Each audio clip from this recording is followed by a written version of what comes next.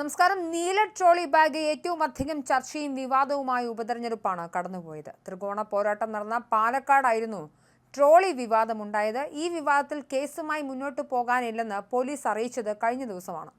ഇതിനെല്ലാം ശേഷം ഇന്നായിരുന്നു MLA മാർ സത്യപ്രതിജ്ഞ ചെയ്ത് അധികാരമേറ്റത്. നിയമസഭാ മന്ദിരത്തിലെ ശങ്കരനാരായണൻ തമ്പി ഹാളിലായിരുന്നു രാഹുലിന്റെയും UR പ്രദീപിന്റെയും സത്യപ്രതിജ്ഞ നടന്നത്. സത്യപ്രതിജ്ഞയ്ക്ക് ശേഷം ഇരുവർക്കും സ്പീക്കർ പ്രത്യേക ഉപഹാരവും നൽകി. നീല ട്രോളി ബാഗാണ് സ്പീക്കർ AN ഷംസീർ വക ഉപഹാരം. പാലക്കാട് ഉപതെരഞ്ഞെടുപ്പിൽ ഏറെ വിവാദമായിരുന്ന നീല ട്രോളി ബാഗ് വിഷയം. മന്ത്രി MB രാജേഷും സംഘവും നീല ട്രോളി ബാഗ് സംഭവത്തിൽ ഏറെ ട്രോളുകൾക്ക് വിധേയമാവുകയും ചെയ്തിരുന്നു. ഇതോടെ ഷംസീർ മുൻ സ്പീക്കർ കൂടിയായ രാജേഷിനെ ട്രോളിയതാണോ ട്രോളി ബാഗിലൂടെ എന്നാണ് ഉയരുന്ന ചോദ്യം. സൈബറിടത്തിലും ഇത്തരം ചോദ്യങ്ങൾ ഉയർന്നു തുടങ്ങിയിട്ടുണ്ട്. എന്നാൽ വിവാദം വേണ്ടെന്നാണ് സ്പീക്കറുടെ ഓഫീസിന്റെ പക്ഷം. പുതിയ MLA മാർക്ക് സ്പീക്കർ വരവേൽപ്പ് സമ്മാനം നൽകുന്നത് പതിവാണ്. ഭരണഘടന, നിയമസഭാ ചട്ടങ്ങളെ സംബന്ധിച്ച പുസ്തകം എന്നിവയാണ് ബാഗിലുള്ളത്. MLA ഹോസ്റ്റൽ അസിസ്റ്റന്റ് മാനേജറുടെ പക്കലുള്ള ബാഗ് പിന്നീട് MLA മാർക്ക് കൈമാറും. ഉമാ തോമസിനും ചാണ്ടി ഉമ്മനും നൽകിയത് നീല ട്രോളി ബാഗ് തന്നെയാണെന്നാണ് നിയമസഭാ സെക്രട്ടേറിയറ്റ് വ്യക്തമാക്കിയത്. നേരത്തെ സത്യപ്രതിജ്ഞ ചടങ്ങിൽ MB രാജേഷിന് വേദിയിൽ സ്ഥാനമുണ്ടായിരുന്നില്ല.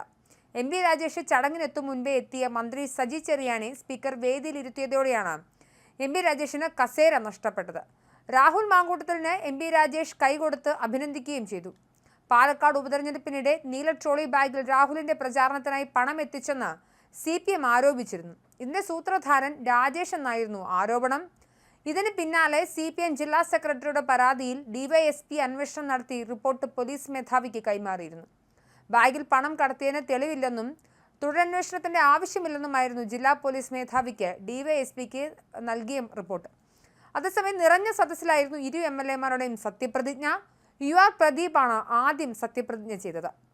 സഗൗരവമായിരുന്നു സത്യപ്രതിജ്ഞ. തുടർന്ന് രാഹുൽ മാങ്കൂട്ടത്തിൽ സത്യപ്രതിജ്ഞ ചെയ്യുകയും ചെയ്തു. ദൈവനാമത്തിലായിരുന്നു രാഹുലിന്റെ സത്യപ്രതിജ്ഞ. ആദ്യമായാണ് രാഹുൽ MLA ആകുന്നത്.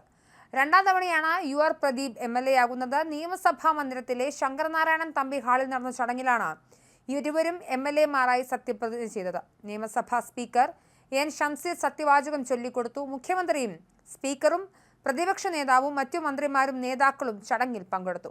UR പ്രദീപിന്റെ ഭാര്യയും മക്കളും രാഹുലിന്റെ അമ്മയും സഹോദരിയും എല്ലാം ചടങ്ങ് കാണാനെത്തിയിരുന്നു. രാവിലെ കോൺഗ്രസ് പ്രവർത്തക സമിതി അംഗം AK ആന്റണിയെ കണ്ട് രാഹുൽ മാങ്കൂട്ടത്തിൽ അനുഗ്രഹം വാങ്ങിയാണ് നിയമസഭയിലേക്ക് എത്തിയത്. പാളയം യുദ്ധസ്മാരകത്തിൽ നിന്നും യൂത്ത് കോൺഗ്രസ് പ്രവർത്തകർക്കൊപ്പം ജാഥയായാണ് അദ്ദേഹം സഭാമന്ദിരത്തിലെത്തിയത്. എന്തായാലും കേരളത്തിൽ ഉപതെരഞ്ഞെടുപ്പിൽ രണ്ട് MLA മാർ സത്യപ്രതിജ്ഞ ചെയ്ത് അധികാരത്തിലെത്തിയിരിക്കുന്നു. UR പ്രദീപും രാഹുൽ മാങ്കൂട്ടത്തിലുമാണ്.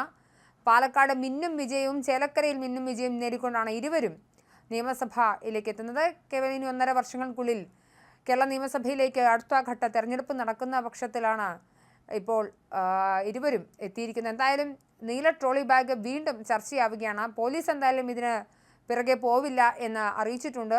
എന്നാൽ വീണ്ടും സജീവ ചർച്ചയാവുകയാണ് നീല ട്രോളി ബാഗ് സ്പീക്കറുടെ ട്രോളി സമ്മാനത്തിലൂടെ.